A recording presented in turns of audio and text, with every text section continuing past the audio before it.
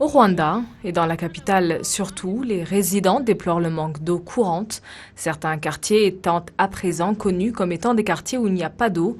Ces résidents sont contraints d'aller puiser dans les quartiers voisins, et ce, pour des frais quelquefois élevés, le coût d'un jerrycan d'eau de 20 francs rwandais n'arrivant à destination du ménage que pour une valeur de 200 francs ou plus. Là où je vis à Radari, il n'y a pas d'eau du tout. J'en bois ici, pas parce que j'ai soif, mais pour que je puisse l'économiser. L'eau qui est en moins potable, je l'utilise pour la lessive. L'eau ne vient que 2 fois par semaine. Hier, on a eu de l'eau pour une petite période, et puis si on en a, les autres n'en ont pas. On ne peut pas vivre sans boire d'eau ou se laver. Comment atteindrons-nous le développement sans eau?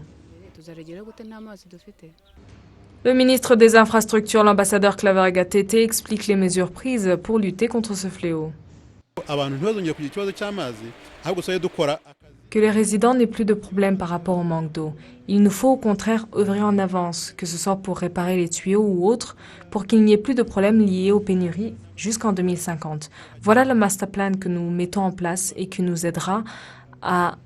Il faut aussi qu'on entende que les citoyens ont l'eau aujourd'hui et que demain ils n'en ont plus. Il faut que cela cesse. Il faut plutôt mettre ces choses en place à l'avance et rechercher les soutiens nécessaires.